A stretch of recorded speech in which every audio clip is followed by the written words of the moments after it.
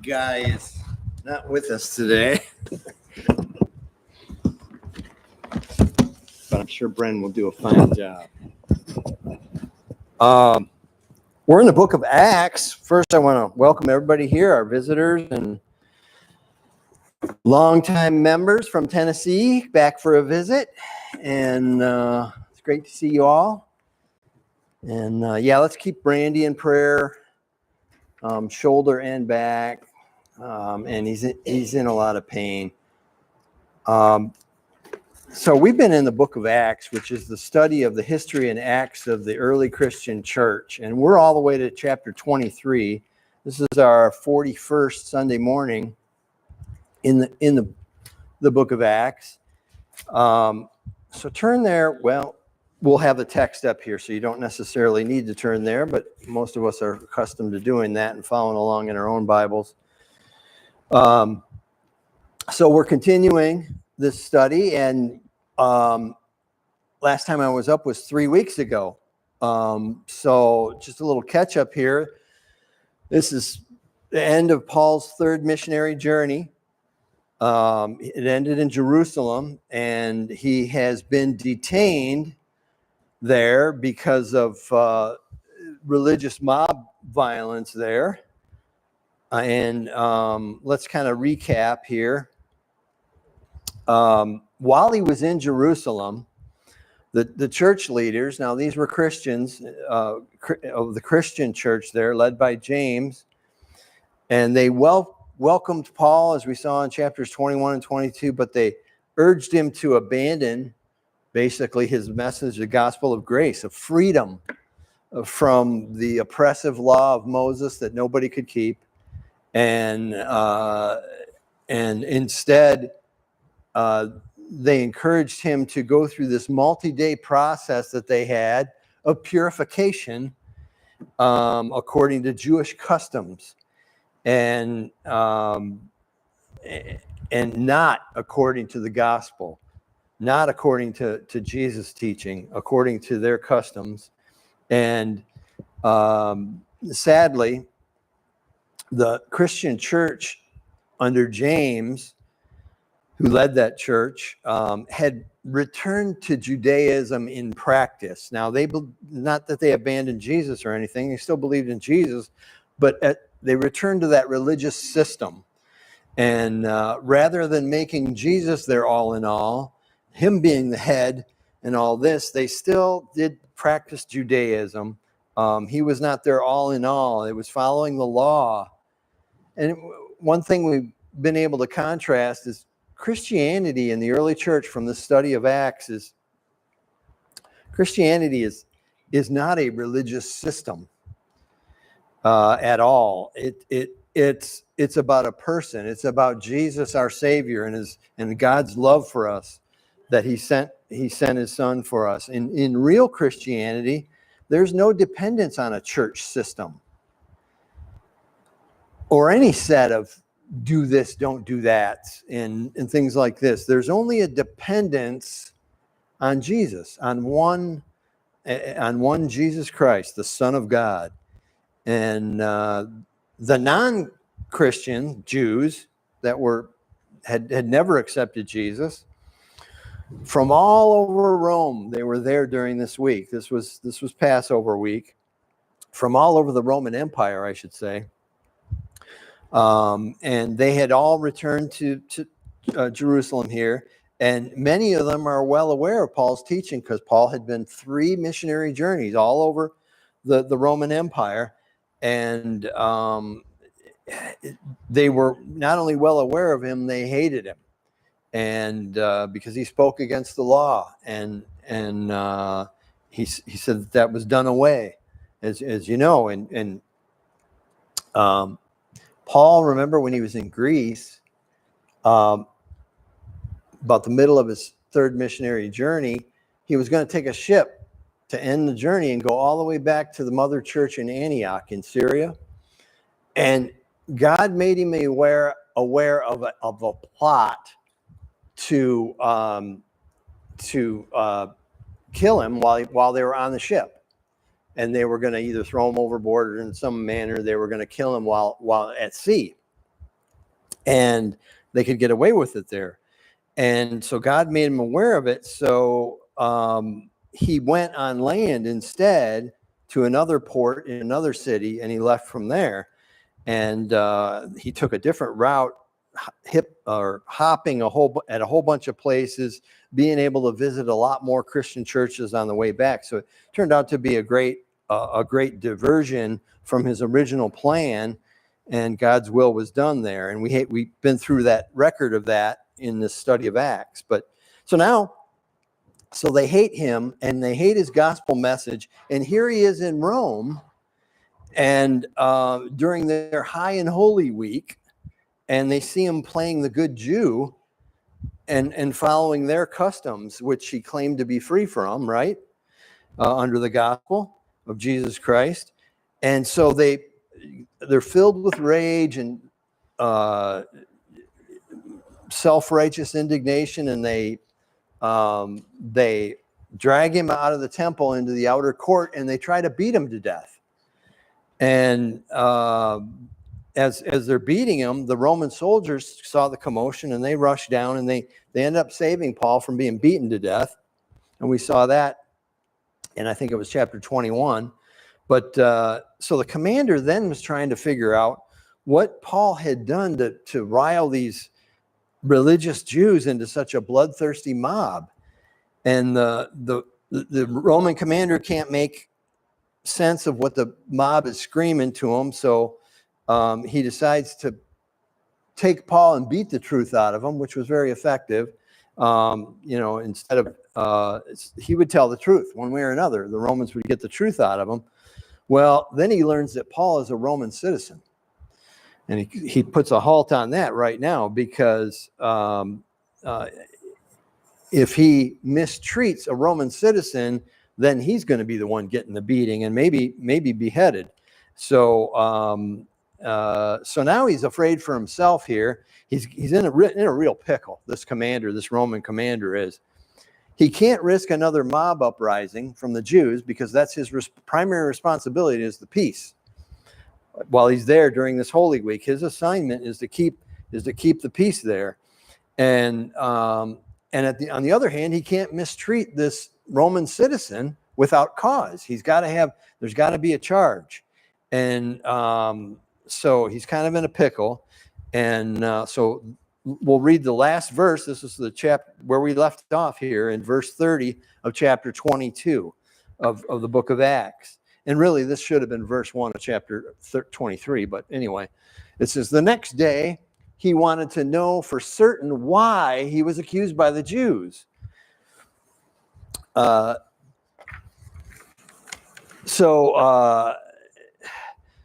he released him from his bonds and commanded the chief priests and all of their council to appear, and they brought Paul down and set him before them.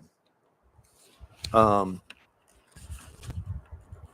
with me while I separate these pages here. Okay.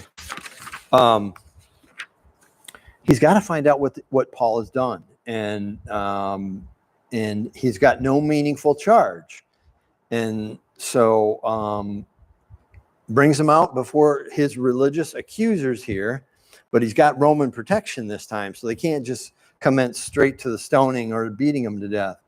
And it says here, the chief priests and all their council appear. Now, this is really quite unusual that a Roman commander is calling for an assembly of the council. And the council is the Sanhedrin. That's the 70. These are 70 puffed up, self-righteous religious hypocrites. And here's their problem. If they choose not to appear before this, at his request, at the Roman commander's request, then there's no charges on Paul, and so he would be correct to let him go. So they're in a pickle too now, and the Roman commander's in a pickle, and so they've got to appear, and they're offended by this. They're annoyed by this because they can't meet in their normal places of position and power where they normally sit in the temple because there's no Gentiles allowed in the temple. Remember, they had sections of the temple. There was the court of the Gentiles on the outside, but the inner part only Jews could go into. So the Roman commander couldn't preside there. So he calls this out in a public area. And so they're a little upset because they don't have their puffed up positions and places. And they appear and they're not in their priestly pompous outfits and in their typical places of power. So they're annoyed by this. So that's where we left off. It's Acts 23, verse 1. Okay, then it says, then Paul, looking earnestly at the council, said, men and brethren, I have lived in all good conscience before God until this day. Well, remember that we saw Paul gave his testimony in the previous chapter, in chapter 22. And his testimony included reminding them of his former conduct. He was the chief persecutor of Christians, and he had more religious zeal than these people persecuting him right now. The tables have turned, and now Paul's being persecuted, and instead he was the person, and he reminded them of this, that I was just as zealous for the law as you were, until I was met on the Damascus road by Jesus himself. And we saw how that went in chapter 22. But he reminded them he was determined to crush the way. He called it the way, and we've seen it referred to that Christianity as the way about 5 times already. And he thought that this way was a threat to Judaism. So he thought he was doing God a favor by persecuting Christians. But he found out otherwise, and he's trying to let them know. He says, I understand why you're doing this. I was doing the same thing. And now you're doing it to me, and I just want to let you know what they believe is actually the truth. God showed me I was wrong. This is the way, the truth, and the life.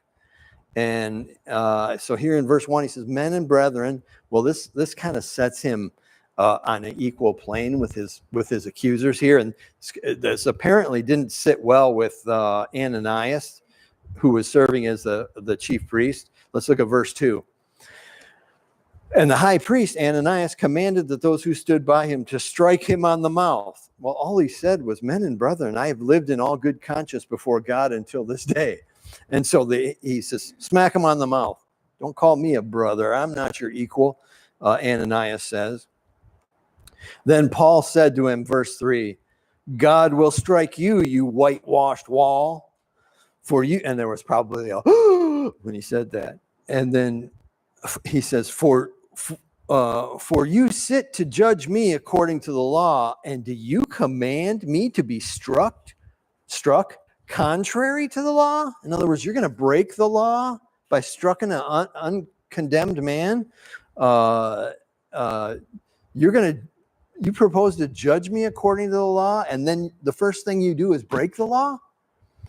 And so Paul is 100% correct here legally. It's an insult to violate this law. Jumping straight to punishment and violence before the charges have even been brought. He hasn't even been charged.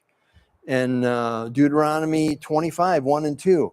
It's clear that only a man found guilty can be beaten. So you don't jump straight to the beating. And he says, God will strike you, you whitewashed wall. Now, notice he doesn't say, may God strike you. No, he says, God will. It's like a prophecy here. More on that in a minute. But whitewashed wall, this was a well-known saying, and it was a great insult. It meant you total hypocrite. All cleaned up on the outside, but inside is a corrupt, rotting corpse. Fully corrupt. Whitewashed tomb is the term that Jesus used. Let's go to the next slide. We'll see that. This is Jesus addressing the scribes and Pharisees in Matthew 23, 25 through 28. It says, woe to you, scribes and Pharisees, hypocrites! For you cleanse the outside of the cup and dish, but the inside are full of extortion and self-indulgence. Blind Pharisee, first cleanse the inside of the cup and dish, that the outside of them may be clean also. Woe to you, scribes and Pharisees, hypocrites! For you are like whitewashed tombs, which indeed appear beautiful outwardly, but inside are full of dead men's bones and all uncleanness. Even so, you outwardly appear righteous to men, but inside you are full of hypocrisy and lawlessness. And it's always, now that's the woe chapter, chapter 25, where he is just blasting the religious. Jesus is in Matthew 25. Whoa, whoa, whoa, every other verse. And all of his warnings and his strong language, as you read here, all directed not at sinners, at religious people. That's who was his enemy throughout his entire ministry, and we should never forget it. Where the enemy of Christianity is always found. So when Paul says this, when he says this, you whitewashed wall, they've already felt the sting of this language from Jesus when he rightly applied that title to them. And like I said before, look at verse 4. And those who stood by, they're in shock that he said, God will strike you, you whitewashed wall. And in verse 4, it says, do you revile God's high priest? Huh? And Paul says, oh, I did not know, brethren, that he was the high priest. For it is written, you shall not speak evil of a ruler of your people. Now, some people say he knew darn well that Ananias was the high priest, and others say, well, not necessarily. The meeting was called by a Roman military officer, and this is according to Sir William Ramsay, a New Testament Bible scholar who, by the way, set about trying to disprove the New Testament. And he was an archaeologist, a British archaeologist, and he went through all the travels of Paul and found out that it was 100% accurate, more accurate than he dreamed of. And he became a believer, trying to prove that the New Testament and that Jesus was just all a big con job. And he became a believer as a result of his inquiry on it, his personal inquiry. He spent years doing it. But here's in his notes, this is what he says. The meeting was called by a Roman military officer and was not a formal assembly presided over by a high priest in official dress. I alluded to that earlier. And add to that, Paul's been away from Jerusalem politics, religious politics, for about 20 years, at least 16. And now, not that it's important, but I suspect that Paul did know this man, Ananias, knew him by name, knew who he was, but he was shocked that such a man was actually the high priest of Israel. Ananias, according to several Bible scholars and historians, and some of them I'll quote here, was a thoroughly corrupt political appointee. Here's a quote from William Barclay, another Bible scholar. He says, Ananias was notorious as a glutton, a thief, and a rapacious robber, and a quisling in the Roman service. Paul's answer really means, this man sitting there, I never knew a man like that could be a high priest of Israel. So I had to look up quisling because I haven't, we don't use that word, a quisling. And here's the meeting. It's the last name of a guy who was a notorious traitor of Norway. And it's kind of an interesting backstory, but I'm not going to waste time on it. So here's what the word now appears in your dictionaries. Quisling is a traitor who serves as the puppet of the enemy occupying his or her country. And the next definition I have is a traitor who collaborates with the enemy. So that's what William Barclay, Bible historian and scholar, calls Ananias here. And so the Ananias that was high priest here at this time was a dishonor to the office, and he was well known for his greed. The ancient Jewish historian Josephus tells of how Ananias stole for himself the tithes that belonged to the underpriests. So he was high priest, but he took everything that was supposed to trickle down to the other priests. They got a portion of the tithes also, just for their daily living expenses. Remember, they didn't have jobs. This was their job, to be priests in the temple and to do the temple, maintenance and services. And he stole their wages too. He didn't let them have it either. Here's what another Bible scholar says. His name is Bruce. Last name is Bruce. He says he did not hesitate to use violence and assassination to further his interests. Now later we're going to see, because of his pro-Roman politics, Ananias was brutally killed in a Jewish uprising. But that happens about 6 years later, 5 to 6 years later. So it was a prophecy from Paul. Paul declares that you're not going to escape the justice and vengeance of God. And both Ananias and his brother were slain. They were found hidden in an aqueduct in Jerusalem when there was an uprising there. A guy named Menahem had led the uprising there, and they pulled him out of there, and they both killed him. And that's according to Josephus' book called Jewish Wars, book 2, chapter 17, blah, blah, blah. But so Paul's prediction, or his prophecy, is 100% fulfilled within 5 or 6 years of saying it here. But Paul's been on the other side of this. So he knows how these trials are going to go, and he's not going to get a fair trial here. Facts and justice is not what the desired outcome here. They're not going to have facts aren't going to have an impact. He's already getting beaten before he even gets started here. And so let's look at verse 6. He feels he needs a new approach here.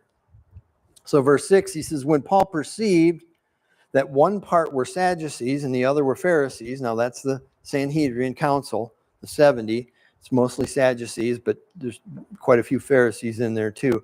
He cries out to the council, men and brethren, I am a Pharisee, the son of a Pharisee. Concerning the hope and resurrection of the dead, I am being judged. And when he said this, a dissension arose between the Pharisees and the Sadducees, and the assembly was divided. So he's kind of turned them on each other now.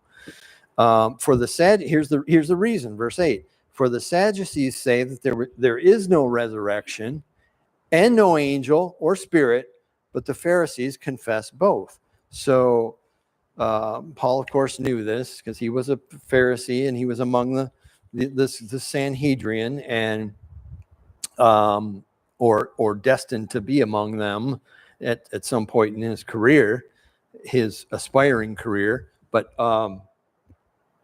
it's kind of hard to even conceive that these two had so little in common, the scribes and the Pharisees. It's hard to believe that they even got along enough to,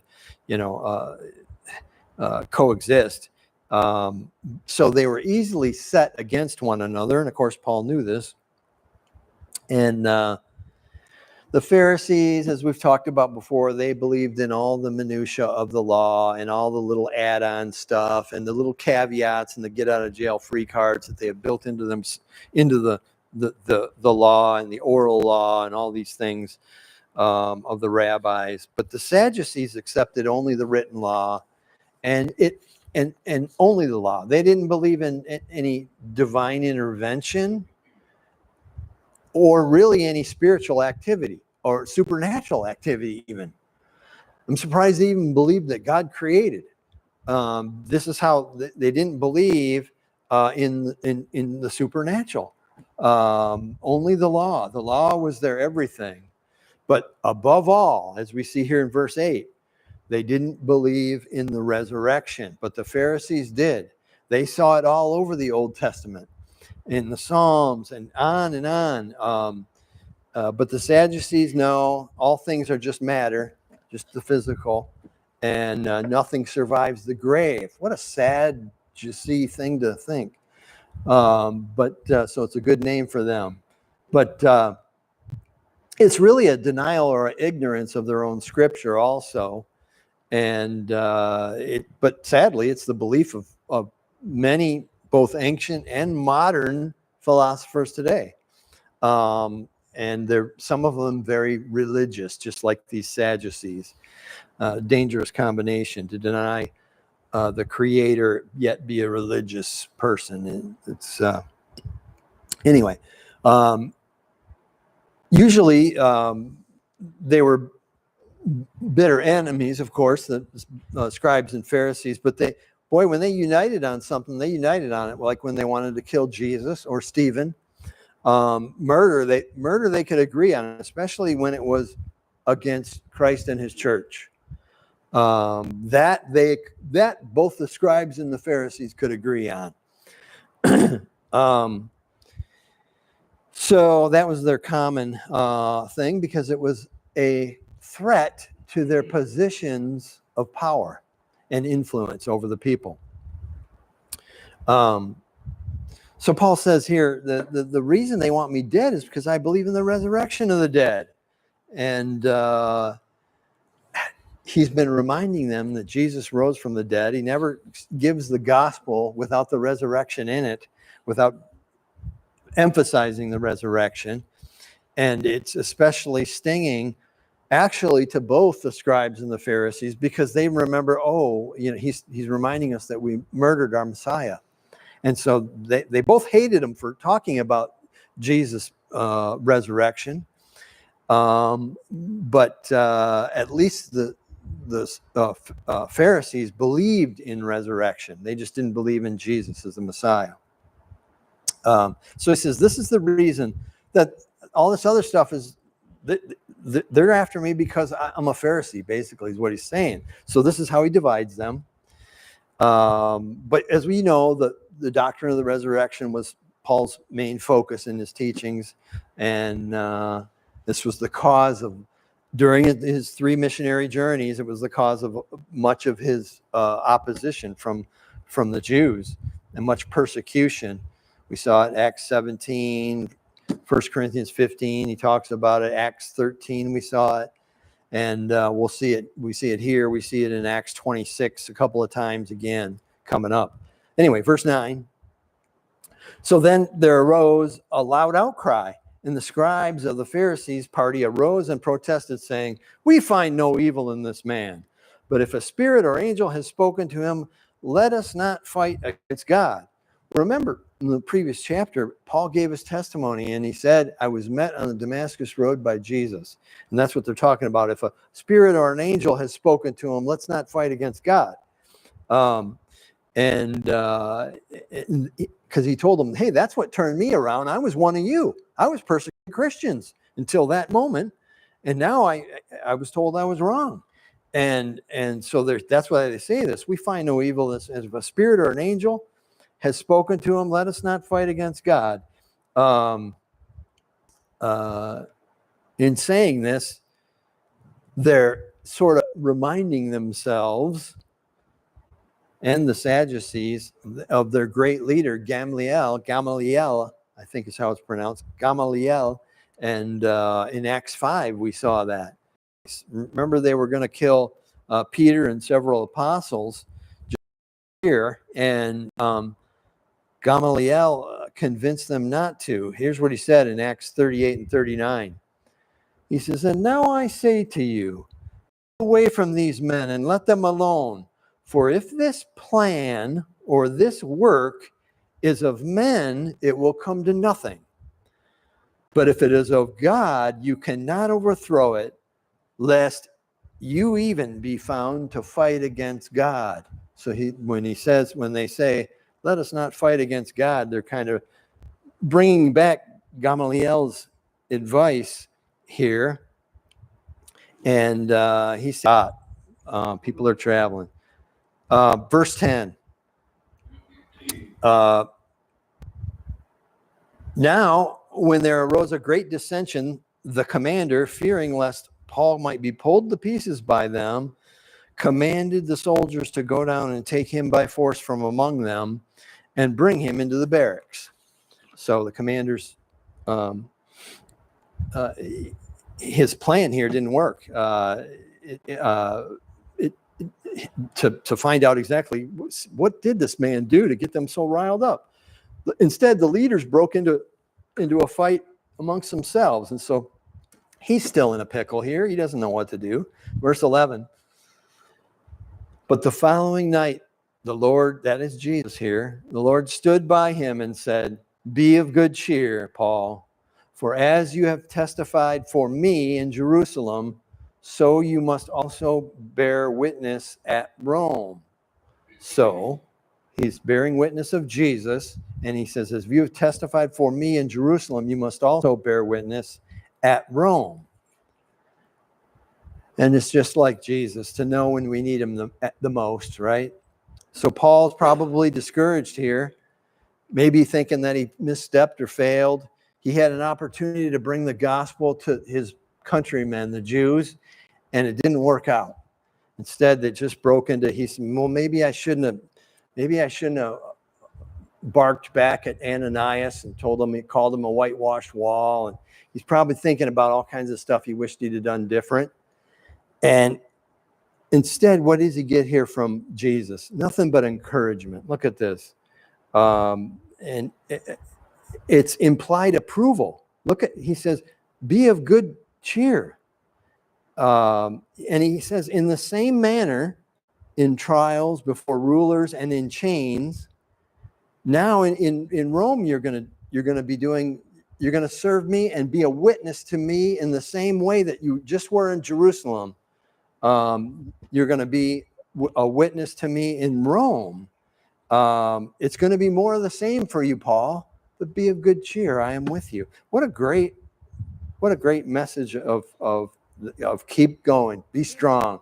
This is good going, my good and faithful servant here. Just keep going, just as you have been, is another way to put this. And notice there's no correction here from Jesus. Not, well, Paul, here's where you went wrong. You called Ananias a bloated corpse and a hypocrite. And no, it's only encouragement. And what a wonderful piece this must have been. And just this recognition from Jesus for him to hear from his risen Savior. And we often expect Jesus to deliver from our circumstances, but sometimes he wants to be with us through circumstances, sometimes really bad ones. But if we can lean on him and trust in him and rely on him, we're the strongest we ever are in our bad times, in our worst moments, in our worst situations down on this earth. If we lean on him and trust on him more, it's a win. Those are wins for us. Those are the good times, right? And that's how Paul looked at him. And he was really discouraged here, but now he's re-encouraged again. And Paul went to Jerusalem, knowing, because he was told several times, what awaited him in Jerusalem. And I want to kind of revisit that, because we talked about that previously in previous chapters. There's this question of whether Paul was out of God's will. And some of them are very dogmatic about their position, saying that Paul was out of God's will by going to Jerusalem because he got all these warnings. They even say he was in defiance of God's instructions not to go to Jerusalem. But what if, you're on the other hand, some other scholars think, including myself, by the way, which you can think whichever way, it's fine. But that God is trying to show Paul and the early Christians that he's in control. I'm going to tell you what's going to happen when you go to Jerusalem. You're going to be bound. Don't be discouraged. And the Christians He let them know too, as we saw, and I'll show you that. He warned them in advance, not so as not to shake their faith, so as to build them up, to certify that Paul is working in accordance with my will, and I am with him. And we've seen how many times God has sought to show himself strong, to put his stamp of approval on Christianity. From the very beginning, in Acts 1:11, right after Jesus ascended, two angels appeared to them saying, "Men of Galilee, why do you stand gazing up into heaven? This same Jesus who was taken up from you into heaven, will so come in a like manner as you saw him go up into heaven." So they're already being encouraged that Jesus that you just saw going, he's going to come back. And two angels come to them and let them comfort them with those words. And then Acts 2:43, we saw that many wonders and signs were done through the apostles. This is God's stamp of approval on Christianity, saying my power is going with these. You don't see this among the Jews, and you don't see this among the cults and the heathen gods, little g. No, but you see it among Christianity, and God was putting his showing with many signs and wonders that this was truth, and truth was with them, and his power was with them. In Acts 3, Peter, citing the name and the power of Jesus of Nazareth, heals a man that was lame from his birth. We saw that. The man was 40 years old. So from birth to 40, he had never walked, and he leapt up. We saw that, God's power. Acts 5:19, the apostles were released from prison by an angel, just showing his power and that he's in control. And in Acts 8:6, we saw, and the multitudes with one accord heeded the things spoken by Philip, the evangelist, hearing and seeing the miracles which he did.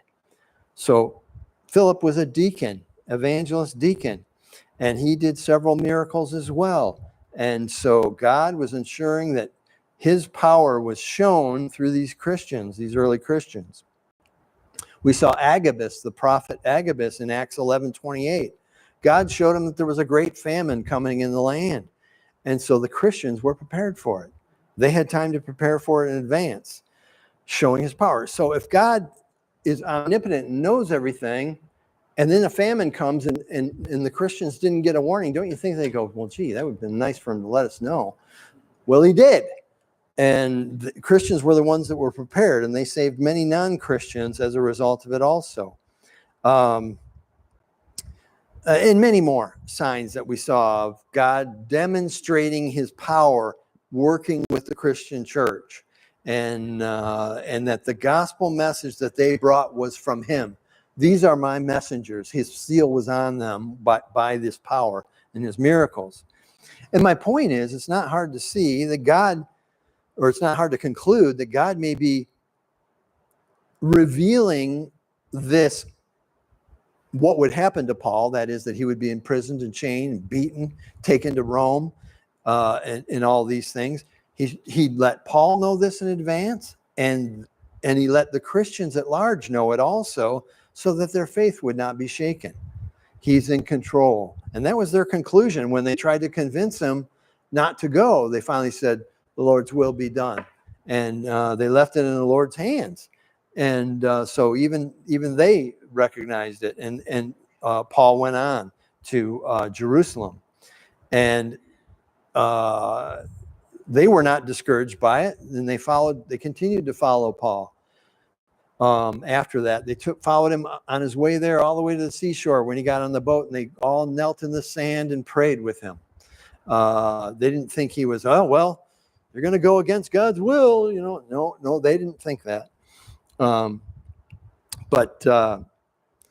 some still point at Acts 21:4, one verse, and let's go to the next two slides. That one right there. So this is 21:4. In finding disciples, we stayed there 7 days. They, that is the disciples, told Paul through the Spirit not to go up to Jerusalem. Now, what people read from that is God told Paul not to go to Jerusalem. Well, this is the disciples telling him that. The disciples were shown what was going to happen to Paul when he went there. And the same thing was shown to Paul. Paul already knew that, and this is what he tells them. And then a chapter before that, Paul had said to the Christians in near Ephesus, the elders from Ephesus, he met them and he said, and see, now I go bound in the Spirit to Jerusalem. Well, they would say, well, you through the Spirit not to go to Jerusalem, but look in Acts 20, I go bound in the Spirit to Jerusalem. He says, not knowing the things that will happen to me there, except, look at this, except that the Holy Spirit testifies in every city, saying that chains and tribulations await me. But none of these things move me, nor do I count my life dear to myself, so that I may finish my race with joy and the ministry which I received from the Lord Jesus to testify the gospel of the grace of God. Sounds like he's got marching orders from the Lord Jesus there, and but you can make your own decision there whether Paul was out of the will of God. Let's look at that. So I got the question down here. Which is it? Is Paul being told not to go? He was certainly being told by the disciples not to go because they were afraid for him, or is he simply being told what's going to happen when he does go? Let's go to the next slide. What did we see in 22:18? This is just the last Bible study that we were in here in 22:18 and 21. Paul was recounting his testimony. Right after he met Jesus on the Damascus Road, he eventually went back to Jerusalem, and he's in the temple and he's praying. And Jesus meets him there and says, make haste and get out of Jerusalem quickly, for they will not receive your testimony concerning me. And Paul would oppose this, in a couple verses later, Jesus says, depart, for I will send you far from here to the Gentiles. And what did Paul do? When he was told by Jesus to depart, he departed. So if Paul was told not to go to Jerusalem, I think it's reasonable for us to assume that he would not go to Jerusalem. But you can draw your own conclusion there. It's a big dissension. I got a critic that criticized me because he points at that previous verse 21:4, where it says they told him not to go. The disciples told him not to go. So you draw your own conclusion there. Verse 12. Back to 12. Thank you. Yep, verse 12. And when it was day, some of the Jews banded together and bound themselves under an oath, saying that they would neither eat nor drink till they had killed Paul. Now there were more than 40 who had formed this conspiracy. 40 people make an oath, they band together and make an oath that they are not going to eat or drink until they kill Paul. These fine religious folks. You see how nice they are? The vow here was called the Cherem, and when they took such an oath, it's basically saying, may God curse me if I fail to do this. And starvation and dying of thirst is no way to go, but they decide to take this vow rather foolishly. And now several commentaries and his church historians make a point that there was people rashly made these oaths, this type of oath, quite often, and the rabbis could excuse them for all manner of reasons, because men would foolishly make them, and they would come to the rabbi and say, I want to get out of my oath, and they could easily get absolved from these. So the vow becomes nothing more than an embarrassment among the fool that makes the vow. His word is eroded, and that's really all we got is, if you say, I'm not gonna, and they swear by God and they say, I'm not gonna eat or drink until we kill Paul. Well, now your word is kind of meaningless or meaningless, whenever you want to look at it, to everybody else. So it's more of an embarrassment than anything else. All right, 14. So these men that took the vow to kill Paul, they come to the chief priests and elders and say, we have bound ourselves under an, oh, I'm out of time. All right, no reading ahead. Just kidding. All right, not a great spot to stop, but I like to respect the clock. Yep, to be continued. That's the cliffhanger. All right, Brother Todd.